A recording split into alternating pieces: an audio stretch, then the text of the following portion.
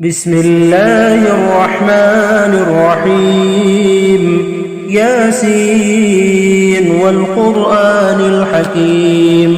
إنك لمن المرسلين على صراط مستقيم تنزيل العزيز الرحيم لتنذر قوما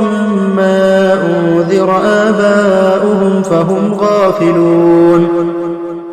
لقد حق القول على أكثرهم فهم لا يؤمنون إنا جعلنا في أعناقهم أغلالا فهي إلى الأذقان فهم مقمحون وجعلنا من بين أيديهم سدا ومن خلفهم سدا فأغشيناهم فهم لا يبصرون وسواء عليهم أأنذرتهم أم لم تنذرهم لا يؤمنون إنما تنذر من اتبع الذكر وخشي الرحمن بالغيب فبشره بمغفرة وأجر كريم إنا نحن نحيي الموتى ونكتب ما قدموا وآثارهم وكل شيء أحصيناه في إمام مبين واضرب لهم مثلا أصحاب القرية إذ جاءها المرسلون إذ أرسلنا إليهم 2 فكذبوهما فعززنا بثالث فقالوا إنا إليكم مرسلون قالوا ما أنتم إلا بشر مثلنا وما أنزل الرحمن من شيء إن أنتم إلا تكذبون قالوا ربنا يعلم إنا إليكم لمرسلون وما علينا إلا البلاغ المبين قالوا إنا تطيرنا بكم لئن لم تنتهوا لنرجمنكم وليمسنكم منا عذاب أليم قالوا طائركم معكم أئن ذكرتم بل أنتم قوم مسرفون وجاء من أقصى المدينة رجل يسعى قال يا قوم اتبعوا المرسلين اتبعوا من لا يسألكم أجرا وهم مهتدون وما لي لا أعبد الذي فطرني وإليه ترجعون أأتخذ من دونه آلهة إن يردني الرحمن بضر لا تغن عني شفاعتهم شيئا ولا ينقذون إني إذا لفي ضلال مبين إني آمنت بربكم فاسمعون قيل ادخل الجنة قال يا ليت قومي يعلمون بما غفر لي ربي وجعلني من المكرمين وما أنزلنا على قومه من بعده من جود من السماء وما كنا منزلين إن كانت إلا صيحة واحدة فإذا هم خامدون يا حسرة على العباد ما يأتيهم من رسول إلا كانوا به يستهزئون ألم يروا كم أهلكنا قبلهم من القرون أنهم إليهم لا يرجعون وإن كل لما جميع لدينا محضرون وآية لهم الأرض الميتة وحييناها وأخرجنا منها حبا فمنه يأكلون وجعلنا فيها جنات من نخيل وأعناب وفجرنا فيها من العيون ليأكلوا من ثمره وما عملته أيديهم أفلا يشكرون سبحان الذي خلق الأزواج كلها مما تنبت الأرض ومن أنفسهم ومما لا يعلمون وآية لهم الليل نسلخ منه النهار فإذا هم مظلمون والشمس تجري لمستقر لها ذلك تقدير العزيز العليم والقمر قدرناه منازل حتى عاد كالعرجون القديم لا الشمس ينبغي لها أن يدرك القمر ولا الليل سابق النهار وكل في فلك يسبحون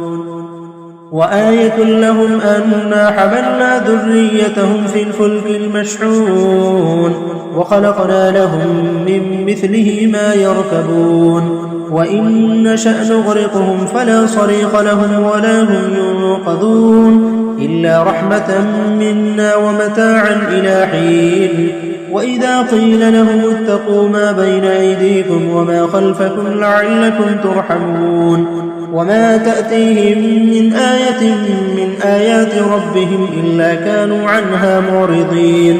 وإذا قيل لهم أنفقوا مما رزقكم الله قال الذين كفروا للذين آمنوا أنطعم من لو يشاء الله أطعمه إن أنتم إلا في ضلال مبين ويقولون متى هذا الوعد إن كنتم صادقين ما ينظرون إلا صيحة واحدة وتأخذهم وهم يخصمون فلا يستطيعون توصية ولا إلى أهلهم يرجعون ونفخ في الصور فإذا هم من الأجداث إلى ربهم ينسلون قالوا يا ويلنا من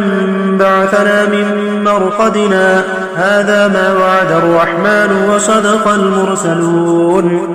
إن كانت إلا صيحة واحدة فإذا هم جميع لدينا محضرون فاليوم لا تظلم نفس شيئا ولا تجزون إلا ما كنتم تعملون إن أصحاب الجنة اليوم في شغل فاكهون هم وأزواجهم في ظلال على الأرائك متكئون لهم فيها فاكهة ولهم ما يدعون سلام قولا من رب رحيم وامتازوا اليوم أيها المجرمون ألم عاهد إليكم يا بني آدم ألا تعبدوا الشيطان إنه لكم عدو مبين وأن اعبدوني هذا صراط مستقيم ولقد أضل منكم جبلا كثيرا أفلم تكونوا تعقلون هذه جهنم التي كنتم توعدون اصلوها اليوم بما كنتم تكفرون اليوم نختم على أفواههم وتكلمنا أيديهم وتشهد أرجلهم بما كانوا يكسبون ولو نشاء لطمسنا على أعينهم فاستبقوا الصراط فأنى يبصرون ولو نشاء لمسخناهم على مكانتهم فما استطاعوا مضيا ولا يرجعون ومن نعمره ننكسه في الخلق أفلا يعقلون وما علمناه الشعر وما ينبغي له إن هو إلا ذكر وقرآن مبين لينذر من كان حيا ويحق القول على الكافرين أولم يروا أنا خلقنا لهم مما عملت أيدينا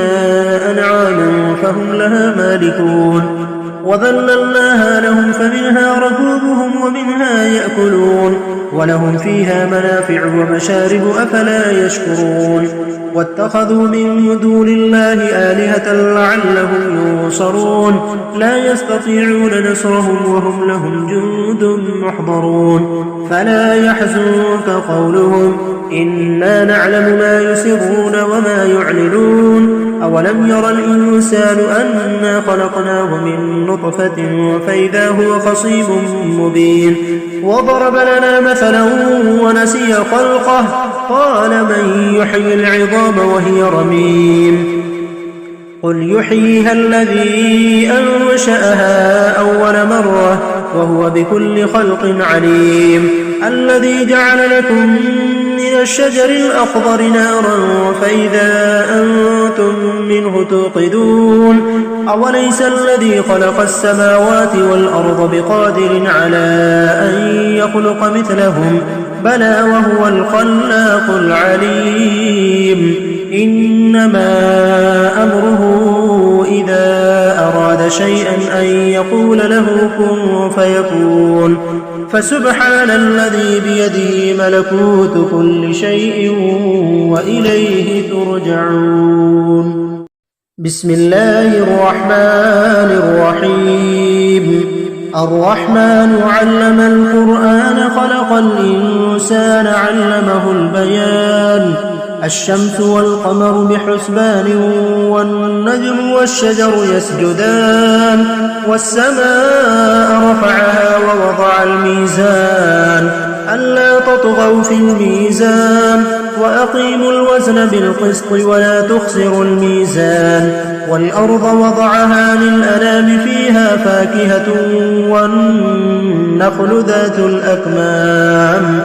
والحب ذو العصف والريحان فبأي آلاء ربكما تكذبان. خلق الإنسان من صلصال كالفخار وخلق الجان من مارج من نار فبأي آلاء ربكما تكذبان. رب المشرقين ورب المغربين فبأي آلاء ربكما تكذبان. مرج البحرين يلتقيان بينهما برزخ لا يبغيان فبأي آلاء ربكما تكذبان. يخرج منهما اللؤلؤ والمرجان فبأي آلاء ربكما تكذبان. وله الجوار المنشآت في البحر كالأعلام فبأي آلاء ربكما تكذبان. كل من عليها فان ويبقى وجه ربك ذو الجلال والإكرام فبأي آلاء ربكما تكذبان. يسأله من في السماوات والأرض كل يوم هو في شأن فبأي آلاء ربكما تكذبان. سنفرغ لكم أيها الثقلان فبأي آلاء ربكما تكذبان. يا معشر الجن والإنس إن استطعتم أن تنفذوا من أقطار السماوات والأرض فانفذوا لا تنفذون إلا بسلطان فبأي آلاء ربكما تكذبان. يرسل عليكما شواظ من نار ونحاس فلا تنتصران فبأي آلاء ربكما تكذبان. فإذا انشقت السماء فكانت وردة كالدهان فبأي آلاء ربكما تكذبان. فيومئذ لا يسأل عن ذنبه إنس ولا جان فبأي آلاء ربكما تكذبان. يعرف المجرمون بسيماهم فيؤخذ بالنواصي والأقدام فبأي آلاء ربكما تكذبان. هذه جهنم التي يكذب بها المجرمون يطوفون بينها وبين حميم آن فبأي آلاء ربكما تكذبان. ولمن خاف مقام ربه جنتان فبأي آلاء ربكما تكذبان. ذواتا أفنان فبأي آلاء ربكما تكذبان. فيهما عينان تجريان فبأي آلاء ربكما تكذبان. فيهما من كل فاكهة زوجان فبأي آلاء ربكما تكذبان. متكئين على فرش بطائنها من استبرق وجنى الجنتين دان فبأي آلاء ربكما تكذبان. فيهن قاصرات الطرف لم يطمثهن إنس قبلهم ولا جان فبأي آلاء ربكما تكذبان كأنهن الياقوت والمرجان فبأي آلاء ربكما تكذبان هل جزاء الإحسان إلا الإحسان فبأي آلاء ربكما تكذبان ومن دونهما جنتان فبأي آلاء ربكما تكذبان مدهامتان فبأي آلاء ربكما تكذبان فيهما عينان نضاختان فبأي آلاء ربكما تكذبان فيهما فاكهة ونخل ورمان فبأي آلاء ربكما تكذبان فيهن خيرات حسان فبأي آلاء ربكما تكذبان حور مقصورات في الخيام فبأي آلاء ربكما تكذبان لم يطمثهن إنس قبلهم ولا جان فبأي آلاء ربكما تكذبان متكئين على رفرف خضر وعبقري حسان فبأي آلاء ربكما تكذبان تبارك اسم ربك ذي الجلال والإكرام بسم الله الرحمن الرحيم إذا وقعت الواقعة ليس لوقعتها كاذبة خافضة رافعة إذا رجت الأرض رجا وبست الجبال بسا فكانت هباء منبثا وكنتم أزواجا ثلاثة فأصحاب الميمنة ما أصحاب الميمنة وأصحاب المشأمة ما أصحاب المشأمة والسابقون السابقون أولئك المقربون في جنات النعيم ثلة من الأولين وقليل من الآخرين على سرر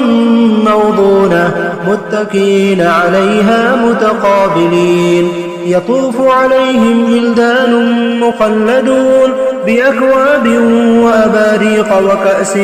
من معين لا يصدعون عنها ولا ينزفون وفاكهة مما يتخيرون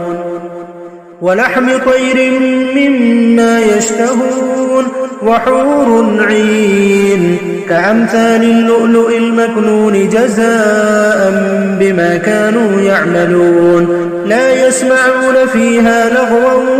ولا تأثيما إلا قيلا سلاما سلاما وأصحاب اليمين ما أصحاب اليمين في سدر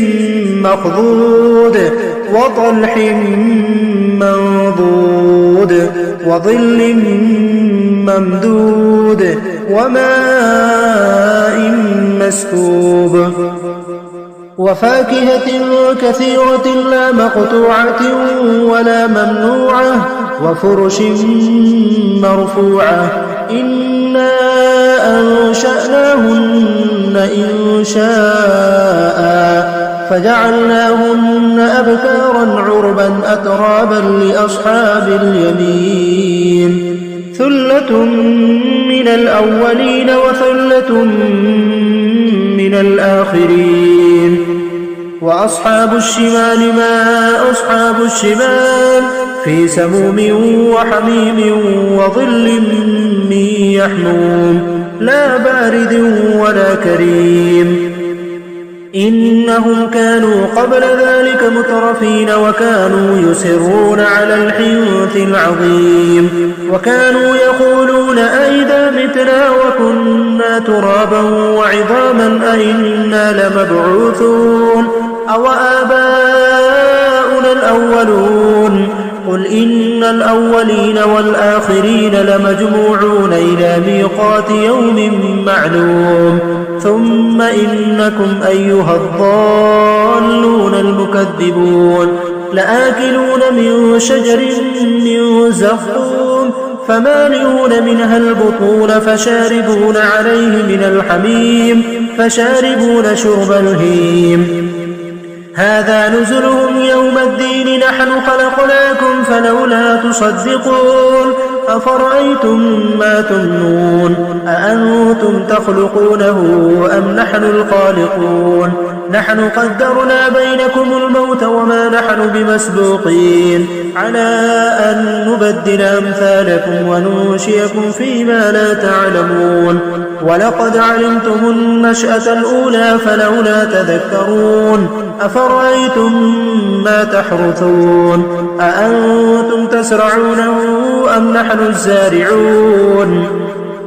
لو نشاء لجعلناه حطاما فظلتم تفكهون إنا لمغرمون بل نحن محرومون أفرأيتم الماء الذي تشربون أأنتم أنزلتموه من المزن أم نحن المنزلون لو نشاء جعلناه أجاجا فلولا تشكرون أفرأيتم النار التي تورون أأنتم أنشأتم شجرتها أم نحن المنشئون نحن جعلناها تذكرة ومتاعا للمقوين فسبح باسم ربك العظيم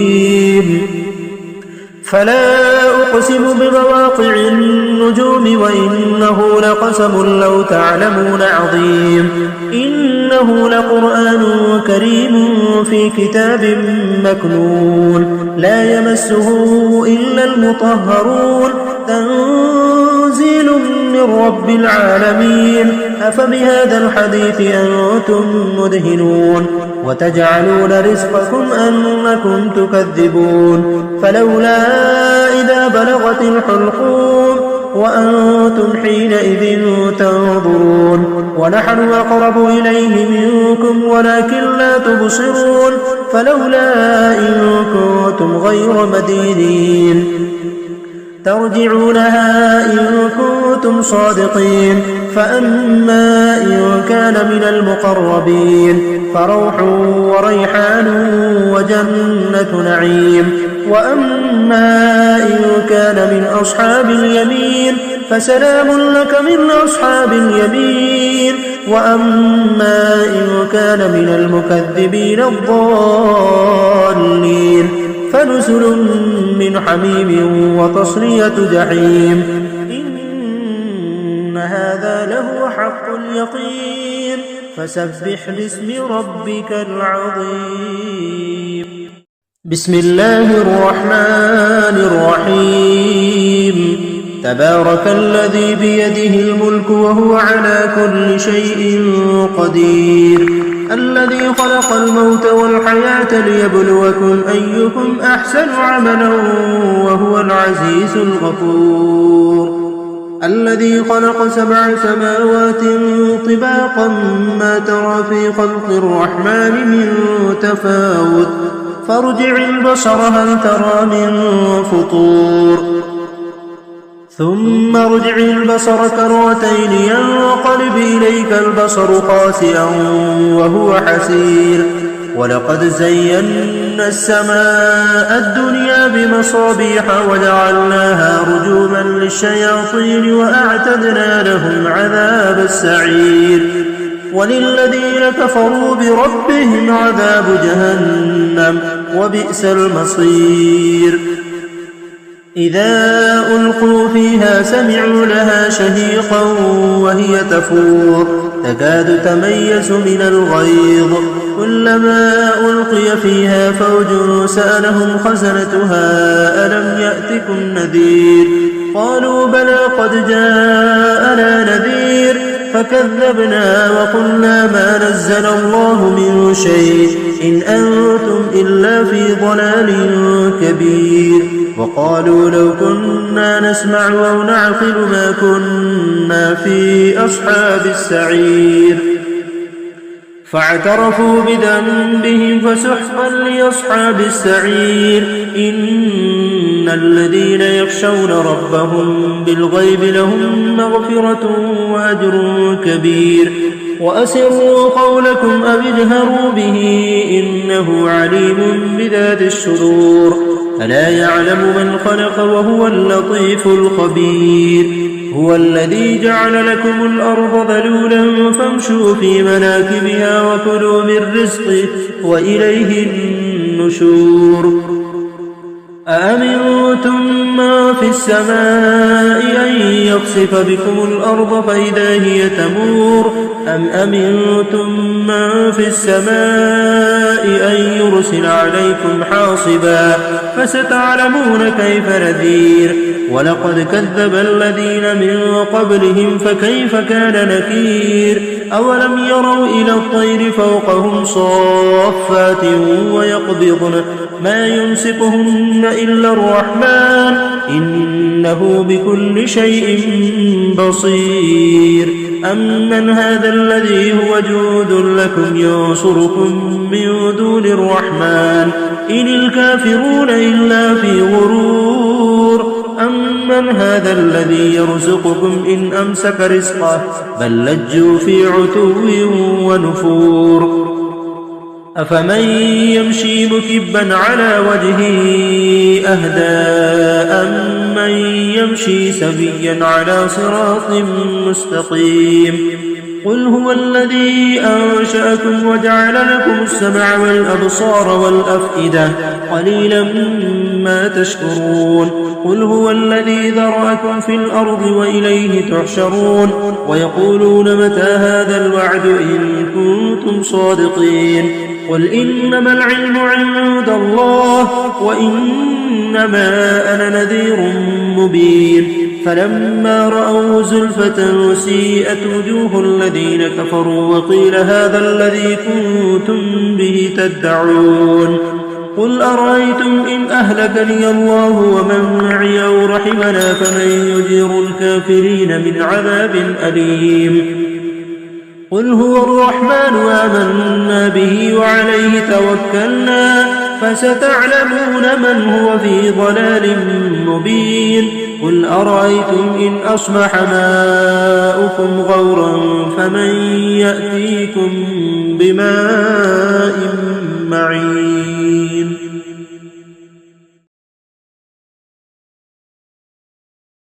بسم الله الرحمن الرحيم ياسين والقرآن الحكيم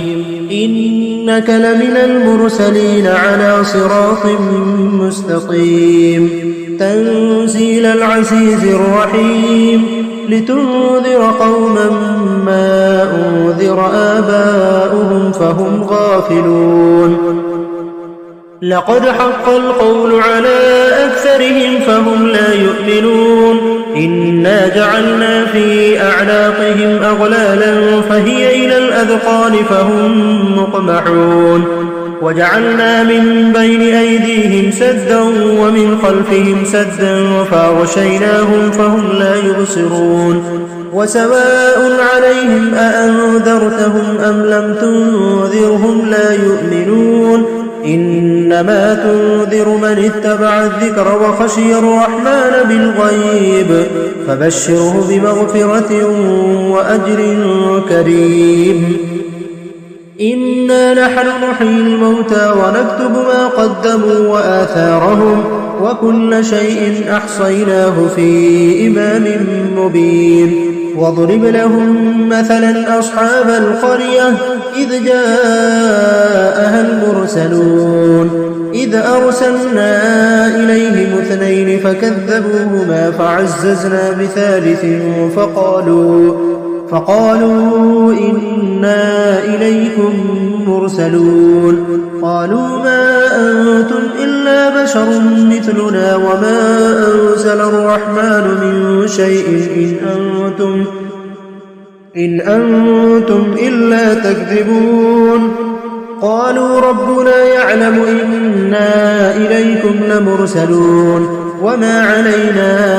إلا البلاغ المبين قالوا إنا تطيرنا بكم لئن لم تنتهوا لنرجمنكم وليمسنكم منا عذاب أليم قالوا طائركم معكم أئن ذكرتم بل أنتم قوم مسرفون وجاء من أقصى المدينة رجل يسعى قال يا قوم اتبعوا المرسلين اتبعوا من لا يسألكم أجرا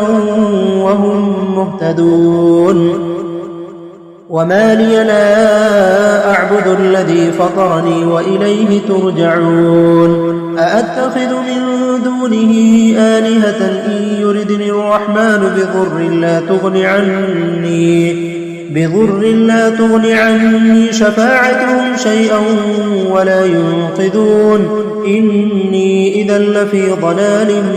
مبين إني آمنت بربكم فاسمعون قيل ادخل الجنة قال يا ليت قومي يعلمون بما غفر لي ربي وجعلني من المكرمين وما أنزلنا على قومه من بعده من جود من السماء وما كنا منزلين إن كانت إلا صيحة واحدة فإذا هم خامدون يا حسرة على العباد ما يأتيهم من رسول إلا كانوا به يستهزئون ألم يروا كم أهلكنا قبلهم من القرون أنهم إليهم لا يرجعون وإن كل لما جميع لدينا محضرون وآية لهم الأرض الميتة وحييناها وأخرجنا منها حبا فمنه يأكلون وجعلنا فيها جنات من نخيل وأعناب وفجرنا فيها من العيون ليأكلوا من ثمره وما عملته أيديهم أفلا يشكرون سبحان الذي خلق الأزواج كلها مما تنبت الأرض ومن أنفسهم ومما لا يعلمون وآية لهم الليل نسلخ منه النهار فإذا هم مظلمون والشمس تجري لمستقر لها ذلك تقدير العزيز العليم والقمر قدرناه منازل حتى عاد كالعرجون القديم لا الشمس ينبغي لها أن تدرك القمر ولا الليل سابق النهار وكل في فلك يسبحون وآية لهم أنا حملنا ذريتهم في الفلك المشحون وخلقنا لهم من مثله ما يركبون وإن نشأ نغرقهم فلا صريخ لهم ولا هم ينقذون إلا رحمة منا ومتاعا إلى حين وإذا قيل لهم اتقوا ما بين أيديكم وما خلفكم لعلكم ترحمون وما تأتيهم من آية من آيات ربهم إلا كانوا عنها معرضين وإذا قيل لهم أنفقوا مما رزقكم الله قال الذين كفروا للذين آمنوا أنطعم من لو يشاء الله أطعمه إن أنتم إلا في ضلال مبين ويقولون متى هذا الوعد إن كنتم صادقين ما ينظرون إلا صيحة واحدة وتأخذهم وهم يخصمون فلا يستطيعون توصية ولا إلى أهلهم يرجعون ونفخ في الصور فإذا هم من الأجداث إلى ربهم ينسلون قالوا يا ويلنا من بعثنا من مرقدنا هذا ما وعد الرحمن وصدق المرسلون إن كانت إلا صيحة واحدة فإذا هم جميع لدينا محضرون فاليوم لا تظلم نفس شيئا ولا تجزون إلا ما كنتم تعملون إن أصحاب الجنة اليوم في شغل فاكهون هم وأزواجهم في ظلال على الأرائك متكئون لهم فيها فاكهة ولهم ما يدعون سلام قولا من رب رحيم وامتازوا اليوم أيها المجرمون ألم عاهد إليكم يا بني آدم ألا تعبدوا الشيطان إنه لكم عدو مبين وأن اعبدوني هذا صراط مستقيم ولقد أضل منكم جبلا كثيرا أفلم تكونوا تعقلون هذه جهنم التي كنتم توعدون اصلوها اليوم بما كنتم تكفرون اليوم نختم على أفواههم وتكلمنا أيديهم وتشهد أرجلهم بما كانوا يكسبون ولو نشاء لطمسنا على أعينهم فاستبقوا الصراط فأنى يبصرون ولو نشاء لمسخناهم على مكانتهم فما استطاعوا مضيا ولا يرجعون ومن نعمره ننكسه في الخلق أفلا يعقلون وما علمناه الشعر وما ينبغي له إن هو إلا ذكر وقرآن مبين لينذر من كان حيا ويحق القول على الكافرين أولم يروا أنا خلقنا لهم مما عملت أيدينا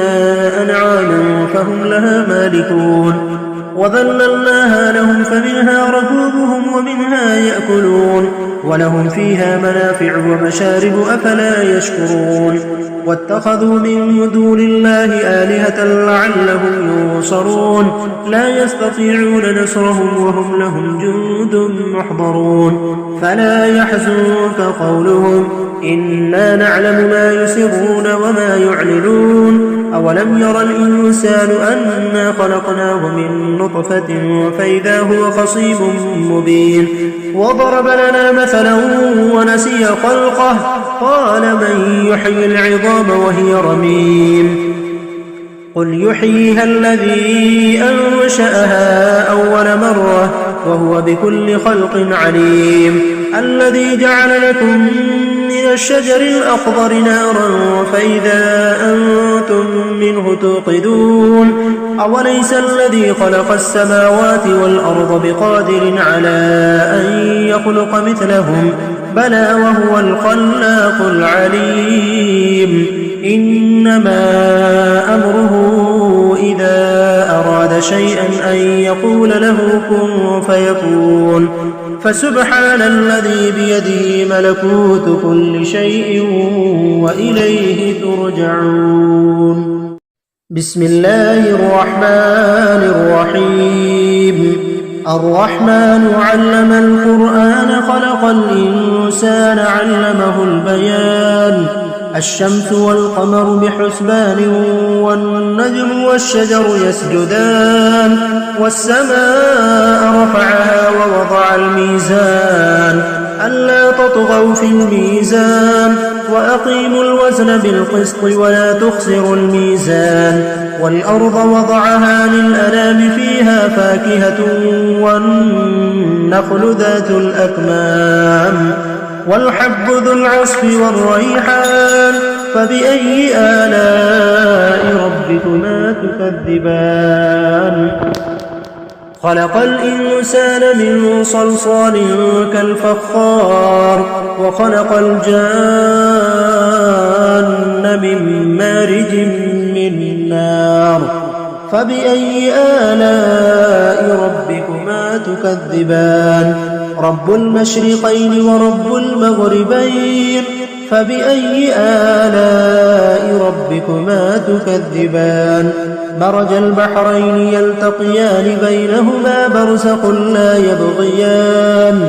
فبأي آلاء ربكما تكذبان يخرج منهما اللؤلؤ والمرجان فبأي آلاء ربكما تكذبان وله الجوار المنشآت في البحر كالأعلام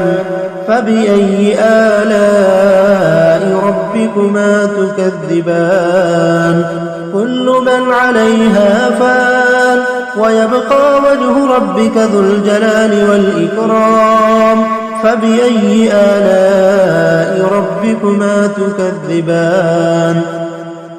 يسأله من في السماوات والأرض كل يوم هو في شأن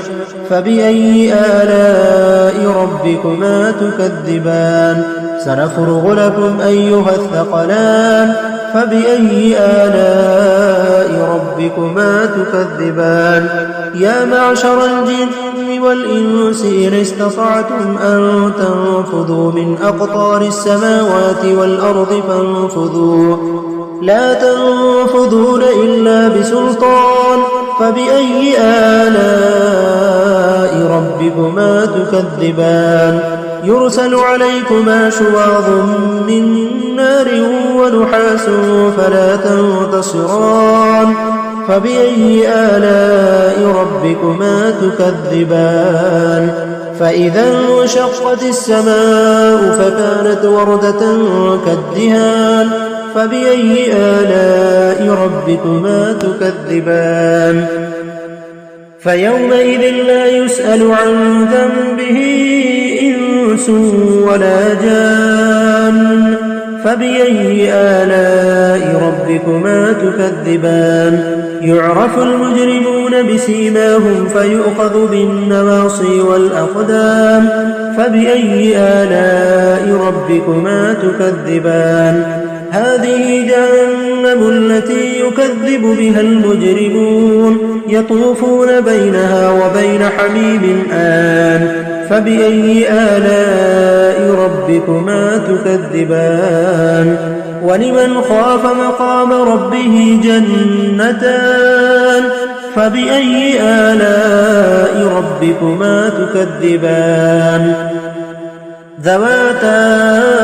أفنان فبأي آلاء ربكما تكذبان فيهما عينان تجريان فبأي آلاء ربكما تكذبان فيهما من كل فاكهة زوجان فبأي آلاء ربكما تكذبان متكئين على فرش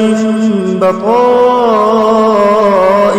من استبرق وجنى الجنتين دان فبأي آلاء ربكما تكذبان فيهن قاصرات الطرف لم يطمثهن إنس قبلهم ولا جان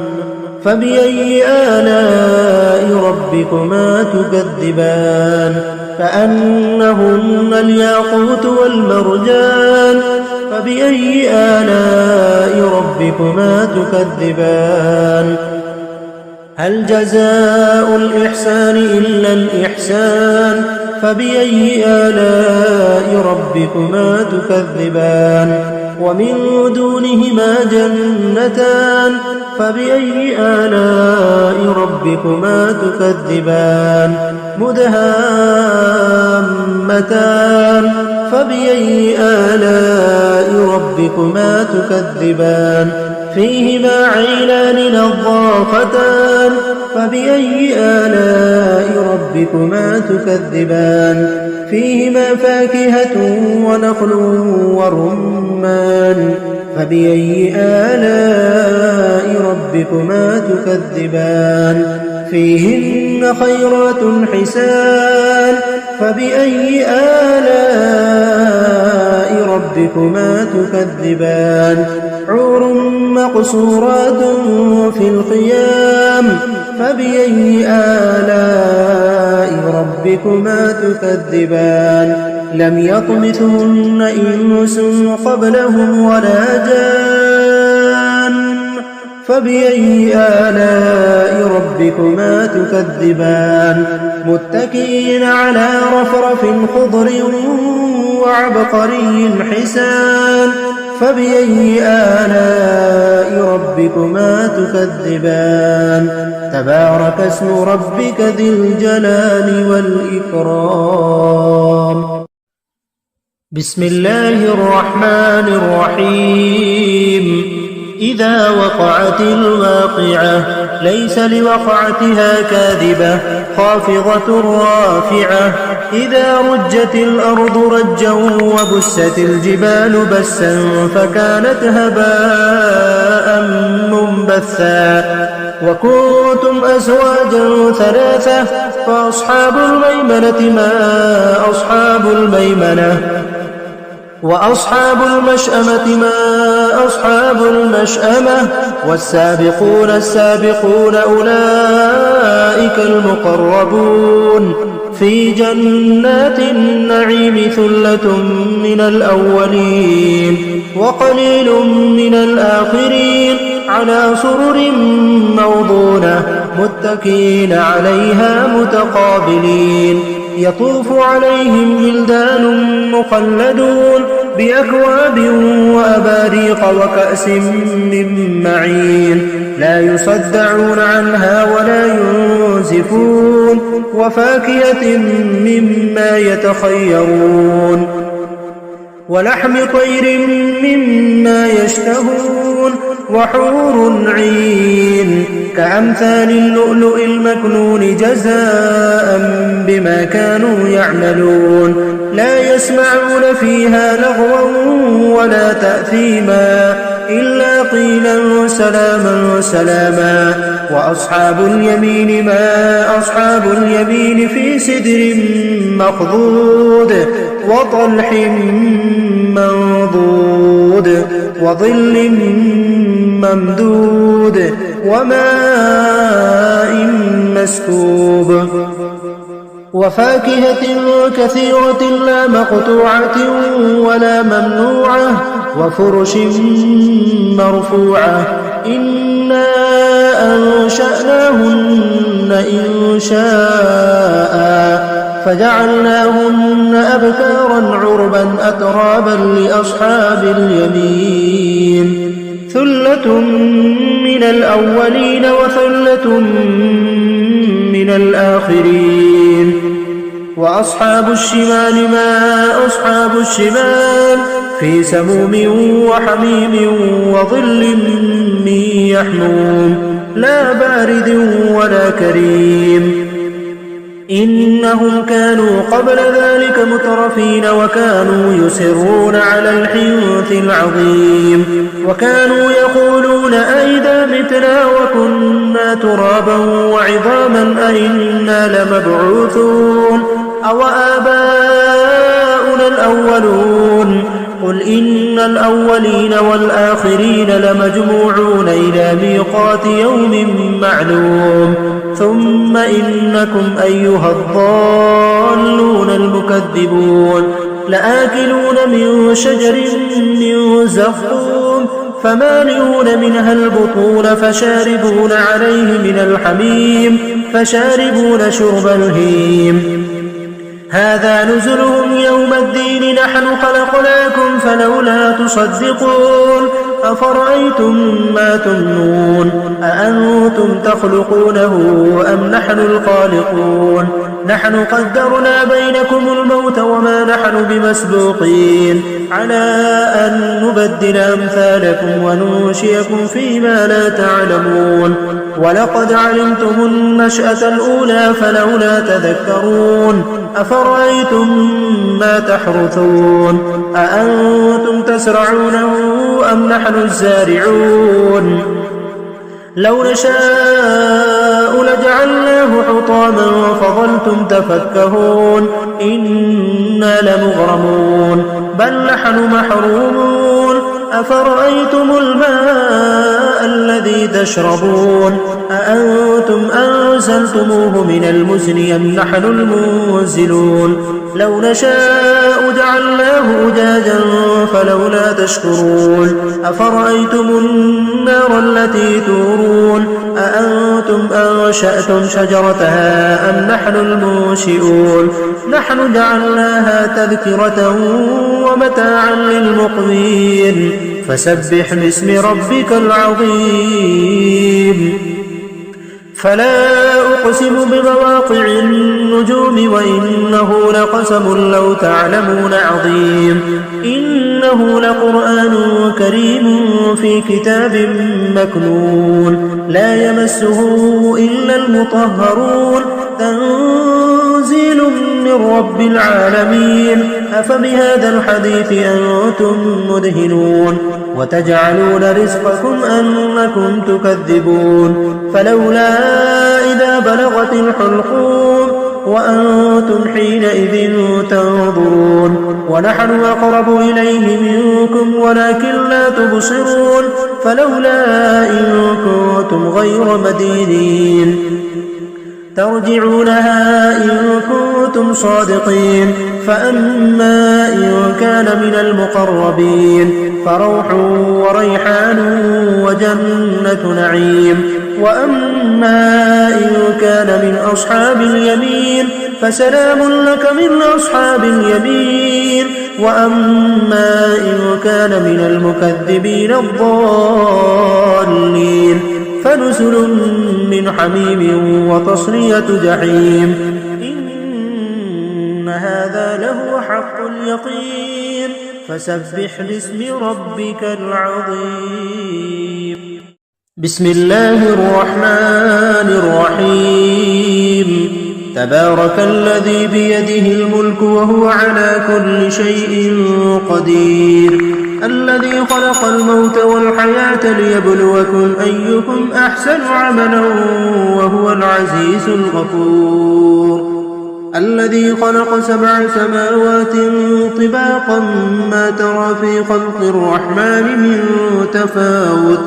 فارجع البصر هل ترى من فطور ثم ارجع البصر كرتين ينقلب إليك البصر خاسئا وهو حسير ولقد زينا السماء الدنيا بمصابيح وجعلناها رجوما للشياطين وأعتدنا لهم عذاب السعير وللذين كفروا بربهم عذاب جهنم وبئس المصير إذا ألقوا فيها سمعوا لها شهيقا وهي تفور تكاد تميز من الغيظ كلما ألقي فيها فوج سألهم خزنتها ألم يأتكم نذير قالوا بلى قد جاءنا نذير فكذبنا وقلنا ما نزل الله من شيء إن أنتم إلا في ضلال كبير وقالوا لو كنا نسمع أو نعقل ما كنا في أصحاب السعير فاعترفوا بذنبهم فسحقا لأصحاب السعير إن الذين يخشون ربهم بالغيب لهم مغفرة وأجر كبير وأسروا قولكم أو اجهروا به إنه عليم بذات الصدور ألا يعلم من خلق وهو اللطيف الخبير هو الذي جعل لكم الأرض ذلولا فامشوا في مناكبها وكلوا من رزقه وإليه النشور